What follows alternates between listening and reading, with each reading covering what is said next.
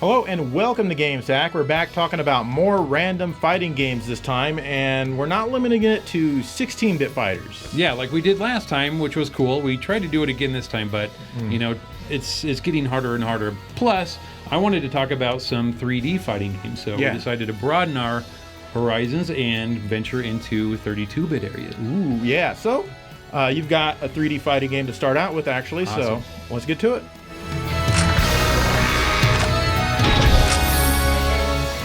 Rival Schools for the PlayStation is one of the lesser-known Capcom fighters. I picked this game up on a chance that I'd like it back in 1998. It turns out that I was really happy with my purchase, as the game is pretty fun. As you can see, it's a 3D fighter. The story goes that kids and teachers are disappearing from schools and nobody knows what's going on. On the character select screen, you've got students from 3 or 4 different schools represented. You pick a team of 2, and if you pick students from the same school, a storyline will play out. If you pick students from different schools, then you just fight random characters with no real story. Being a Capcom fighters, all the characters use Street Fighter style moves and controller inputs. This is great, and I know them well, and I was able to get into the game quickly. You can only fight as one character at a time. If your vigor meter reaches level 2, then you can team up with your partner for a powerful attack. These are all fun to watch and a nice addition to the game. You can change fighters between rounds if you like, but not during a match. The graphics are kind of a mixed bag. The 2D backgrounds look great, while the fighter polygons don't look nearly as good. It's fine though, as the game is still very playable. There's some decent music here and there, and I think the soundtrack goes really well with the action.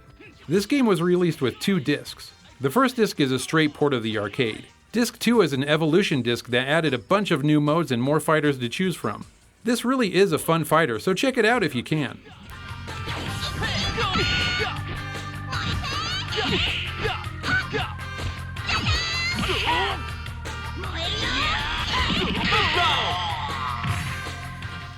You know, I think that Marvel Superheroes by Capcom is more fun than most superhero movies. This here is the Saturn version. You choose from 10 different Marvel characters and off you go. This one allows the characters to jump super high, requiring some hefty vertical scrolling. It definitely adds to the more comical feel of the game for some reason that I just can't quite explain. Maybe it's because everything's just so exaggerated. As with most Capcom fighting games, the moves are easy to pull off and figure out. There's also jewels called Infinity Gems which scatter about during a match. Collect them and then use them to recover health, increase offense, defense, speed, and things like that. It's kind of interesting, and to me it makes the game feel a little bit fresh. Some people don't like it, and that's fine. Why? You just won the match. The controls are laid out like your typical Capcom fighter with a 6-button arrangement, and that's my favorite arrangement if you ask me. Which you didn't, but now you know anyway. The graphics are really big, bold, and colorful, and the animation is generally pretty good. Who the hell is JJ? What's interesting is that this game supports the 1 MB Saturn RAM cart. Yes, even the US version of the game. Plug it in and select the 3 meg mode in the options screen for some extra frames of animation. As you can see here, it definitely does make a difference, and these are only the idle animations. The music is your typical Capcom fare for the time. Obnoxious and loud, but it's really not annoying at all. It's somehow very fitting. Overall, I just find this game really fun to play, even though it's the earliest of their Marvel fighting games.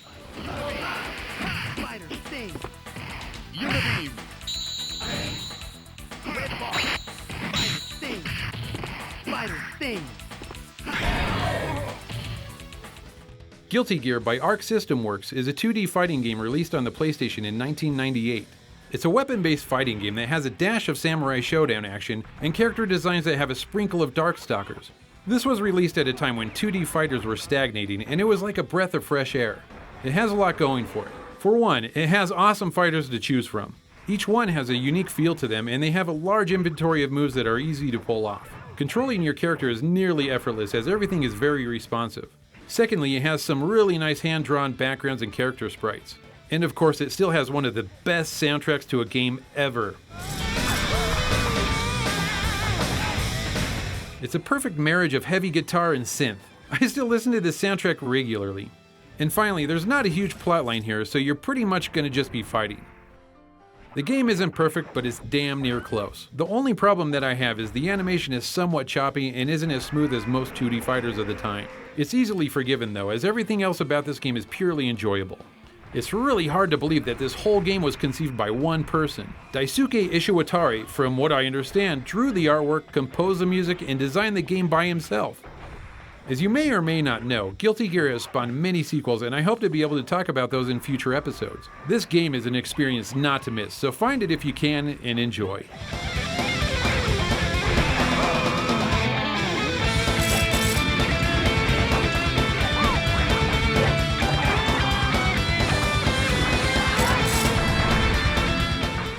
This is Gangan, or Aggressors of Dark Combat for the Neo Geo CD. In this one, you get to select from a whopping 8 characters. What's somewhat unique about this game is that you don't fight on a single plane like you do in most fighting games, but you can move up, down, and all around like in a belt-scrolling beat-em-up. Now, while this gives you a bit more freedom, it does seem to limit the special moves that you can do somewhat because you can't do like half-circle motions and whatnot without changing your position.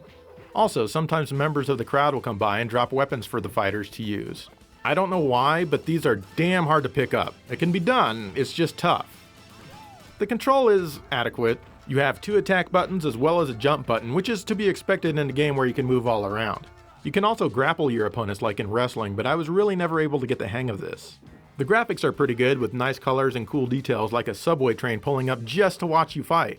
Look at that, the train operator and the crowd inside is cheering the match on. They're rooting for me, I know it. Or maybe they're just angry that they have to wait for the fight to end, I don't know. The characters themselves look good, but they don't have much in the way of animation. The music isn't anything special, but it'll do. Oh, wait, what's happening here? I did have a good time with this one, but there are still a lot of better fighters for the system.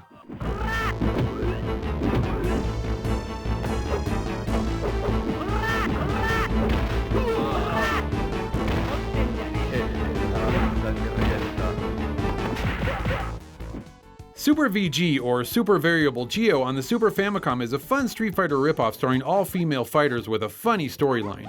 From what I understand, restaurants are holding tournaments and their waitresses are the fighters. If a fighter succeeds, then the restaurant gets a boost in patronage. Who comes up with a story like this? I mean, I would have never thought of this in a million years. They won. Their food must be better. Anyway, what we have here is a 2D fighter that plays very similar to Street Fighter. The all-female cast and Street Fighter style gameplay makes me happy. The game's character sprites are fairly well drawn, and each character does seem to have her own personality, which is nice. I don't like it when games have fighters that all feel very generic. The background graphics are okay. Nothing real impressive here, but there is some parallax scrolling in some stages, which is a nice effect. All the fighters control really well, and I had no problem pulling off moves in this game. I don't know if it's just me, but sometimes when you're delivering the last hit to empty your opponent's life bar, it seems like they take a hit before it actually lands. It's not a big deal, it's just something I've noticed that seems a bit off. I'm not really liking the music very much. None of the tracks are memorable, and a lot of them sound like they were put together quickly just to get it over with. There are quite a few other variable Geo fighting games in Japan, like this one on the PC Engine Super CD-ROM. It's a different game, but at least it fixes the music problem somewhat. It's also very tough, but it's interesting that this is actually a series that we never got to see over here. Overall, this is a fun fighting game, and I think it could have done fairly well here in the USA, but it wasn't meant to be.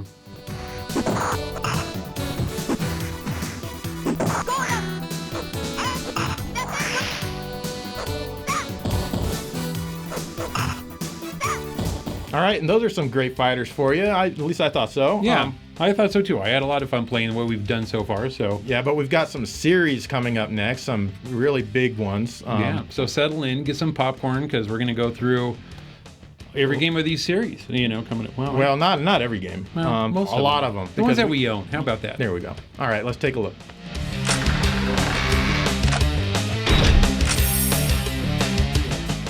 Soul Blade is a weapons-based fighter on the PlayStation by Namco. This game is still one of the most fun 3D fighting games that I've played for any system.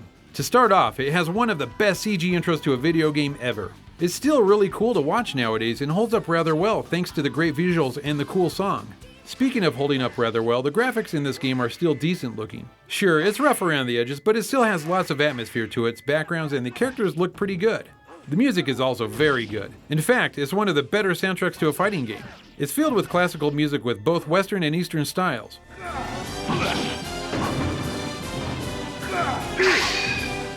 The game never seems to get boring either. You have your normal arcade and versus mode, but this game has an Edgemaster mode for a single-player story mode. It's done really well, and you'll travel all over fighting and winning new weapons to use in battle. Each battle in this mode has different requirements that need to be met to win a fight. Like some battles, you can only win by throwing your opponent. Another one has you obtaining victory in 15 seconds or less. It's all really fun and very addictive. It's one of the best 3D fighters for the PlayStation and a must-have for your collection.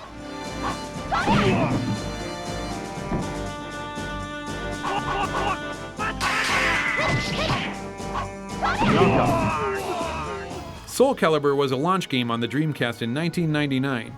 This is the second game in the series and it's vastly improved over the first in every way. Firstly, you'll notice how much better the graphics are. The characters all look great and move much more realistically. I remember the first time I played it and thought to myself, hey, this is real! The music is still really good with orchestrated tracks and somehow it's hard to imagine playing the game with a different style of music.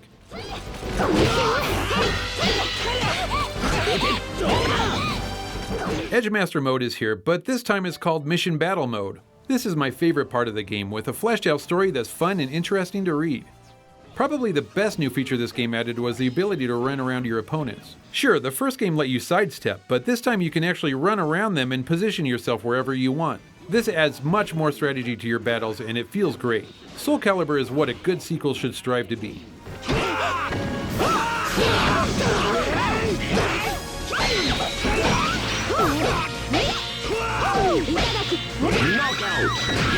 Soul Calibur 2 came to home consoles in 2002.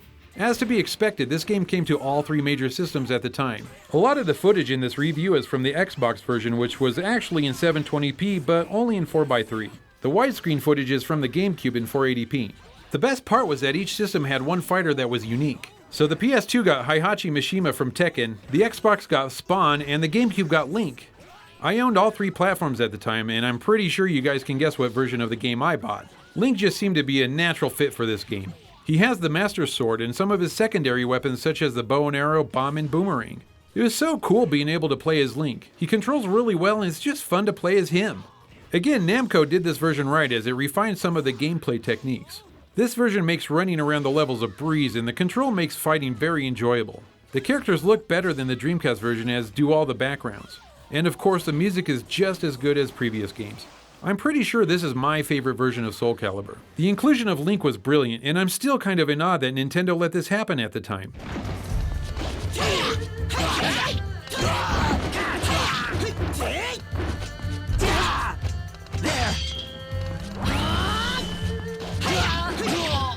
Soul Calibur 3 came out on the PS2 and it's kind of interesting. You play the game as you normally would, but sometimes you have to make a decision after battle, and that'll choose who and where you fight next. Before some battles, you also face a QuickTime event. If you get hurt, then you start the match with lower health. I guess they were just trying to spice things up and make them more interesting. I don't like it. There's also a create a character mode. I tried to create my own Link, but as you can see, I failed miserably. Not a bad game at all, but I think I like part 2 better.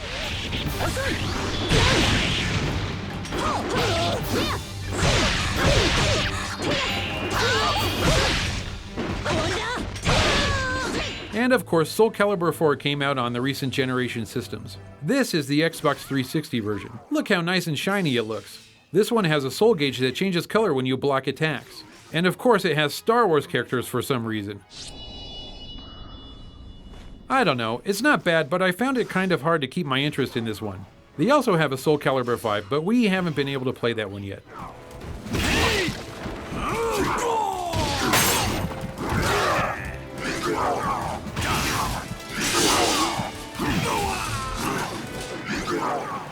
Last time we talked about this subject, you guys demanded that we talk about the King of Fighters. Well, we heard you, so here it is. The first one is the King of Fighters 94, and we're playing most of these on the Japanese Neo Geo CD system. Now, the way these games generally work is by having 3 versus 3 matches. Be the first to defeat all 3 of the opponent's characters and you get to move on. And no, you cannot switch between characters on the fly. You can select their order, however, and you play until they lose, and then you play as the next character in a new round. In this one, you select from predetermined teams representing different countries. You can also play the game like a normal one-on-one fighter if you want. The fighting action seems slightly stiff, but nothing horrible or anything. There is a power meter at the bottom of the screen that fills as you block attacks, or actually even if you don't block them. You can also fill it yourself faster by holding down 3 of the attack buttons, but that leaves you vulnerable. Once your gauge is full, the attacks are a bit more powerful, and you could probably even do a super move, though I was never able to figure out how to do it. The graphics are kind of dark and gritty, but there are some cool effects that introduce each stage. The music is also pretty good, and some of the stages even have lyrics. It's a fun game, and it's actually bearable to play on the Neo Geo CD since it doesn't load between each character.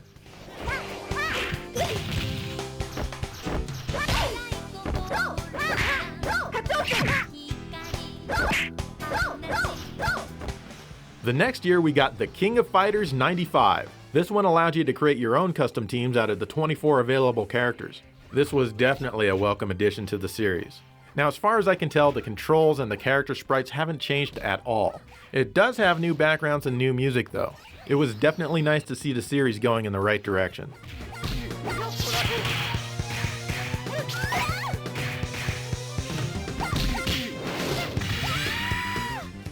Next up is the King of Fighters 96, which adds 3 more characters to choose from and again, all new stages. For whatever reason, I found this one a bit easier to control and not quite as stiff.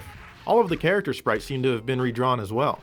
Overall, I had quite a lot of fun with it. Some of the music is excellent, maybe even some of the best in the entire series.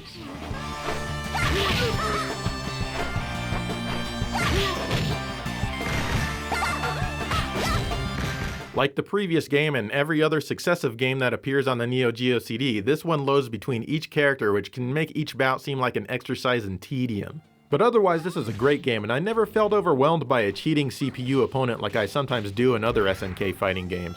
Lots of good stuff here.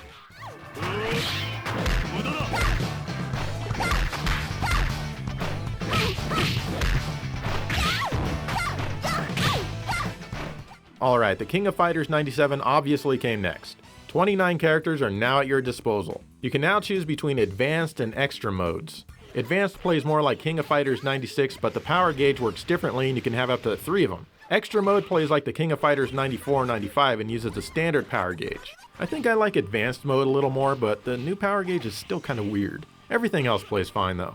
There are some great looking stages here with some nice color gradients. And while this game does have some really cool music sometimes, many stages or rounds will just have ambient sound. It's weird and kind of interesting, but I'd rather have the cool music.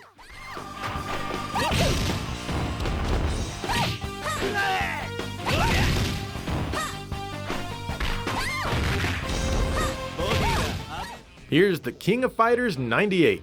This one lets you select from 34 characters and keeps the Advanced and Extra modes.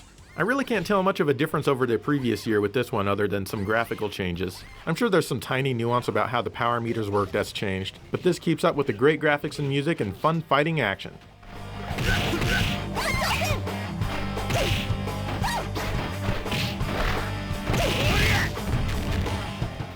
And finally, here's the King of Fighters 99. Sorry everyone, I just haven't played beyond the 90s in this series yet. I'm actually playing this one on my Neo Geo AES cartridge system and it's kind of refreshing not to have to deal with those loading times.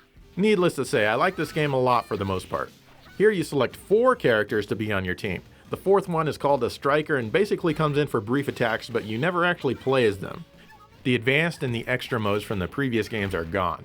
The graphics are pretty good of course, and the music is fine. It's just that it's not CD quality since I'm playing it on cartridge. Still, I like to pull this one down and play through it every now and again, and I always have a good time with it, even if it has those weird striker characters.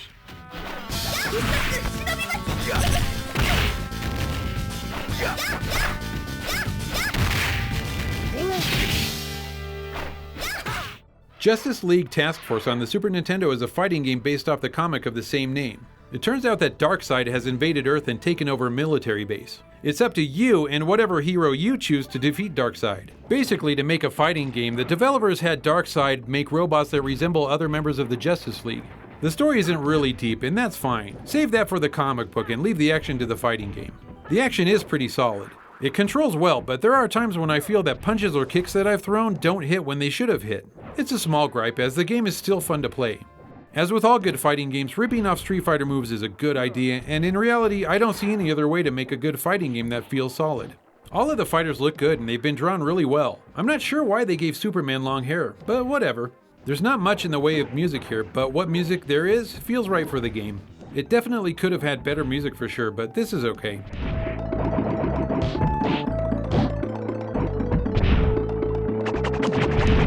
There's also a Genesis version which has the same story. However, the stage graphics are different here. The scrolling is actually better here as it features more layers of depth and a smooth line scrolled floor like Street Fighter 2. There's no ambient noise in the background like the Super Nintendo version, and the music really isn't anything notable. It plays perfectly fine though. Either version of the game is worth it.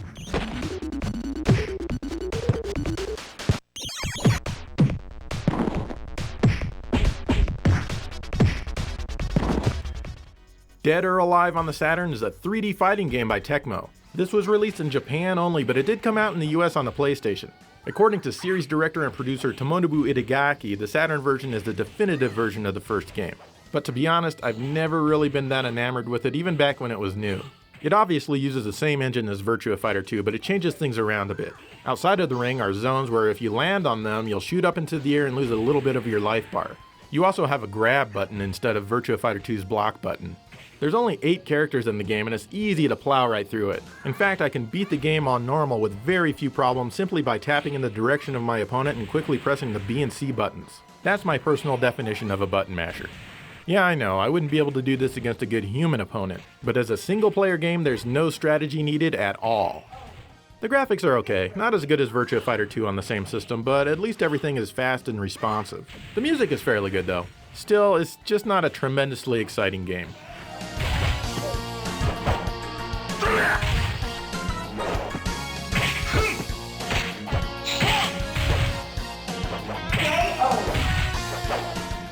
Dead or Alive 2 on the Dreamcast is much better. This is definitely where the series started to flesh out more. Gone are the annoying explosions outside of the rings. In this game there are no ring outs. It's awesome because if you knock someone out of part of the stage, you just jump down and keep fighting. I really like that, it's cool. Most of the stages are pretty big and the graphics are gorgeous. They still look good today. Even the music has improved somewhat.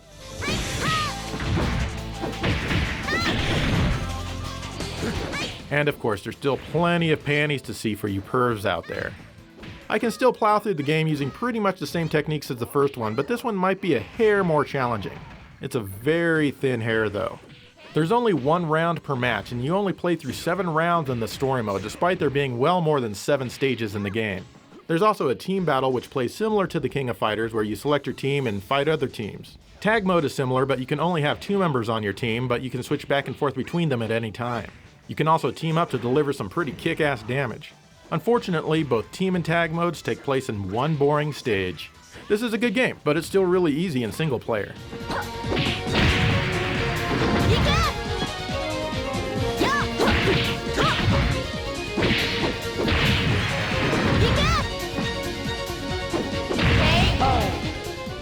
Dead or Alive 3 was an early game for the original Xbox. It's pretty much the same with a fresh new coat of paint, but hey, what a coat of paint it is.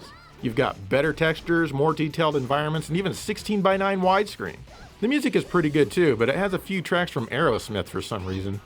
I found myself using special moves a bit more in this one, as my standard strategy of button mashing was causing me to lose a bit more than usual. Now don't get me wrong, this game is still a pushover. It also has the most awkward final boss encounter in any fighting game I've played. That angle is just weird. Dead or Alive 2 seemed to have more stages than this one, but this is still damn good as well. Get ready, fight!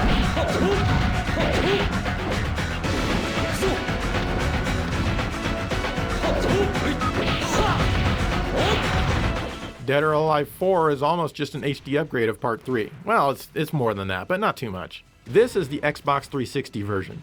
And of course that's the only version since Itagaki really likes the Xbox consoles. The characters have some more moves, and it's actually a little bit more challenging as well. The music is much worse, but the graphics sure are pretty. Not too much more to say about this one. We haven't played Dead or Alive 5 yet, so we can't comment about that one.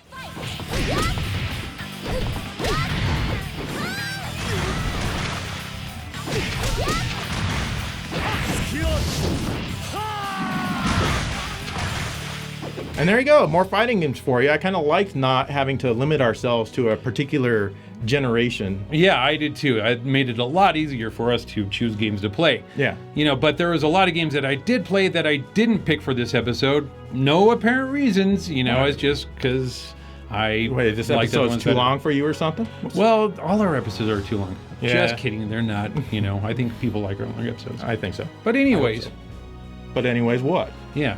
Thank you for watching GameSack. You stole my line.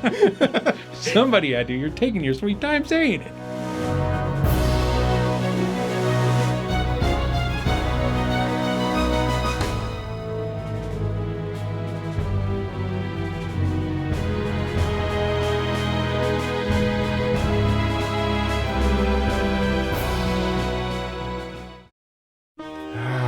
Minty fresh manuals. Love these. good one. Transbot.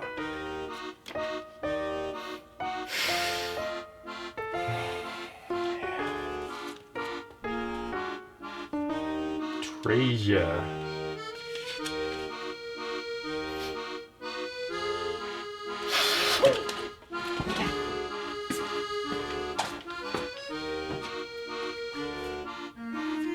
Joe! Joe! Man, Joe, you died. You just died, dude. You used to continue. You can't even 1cc life, man. Oh, God.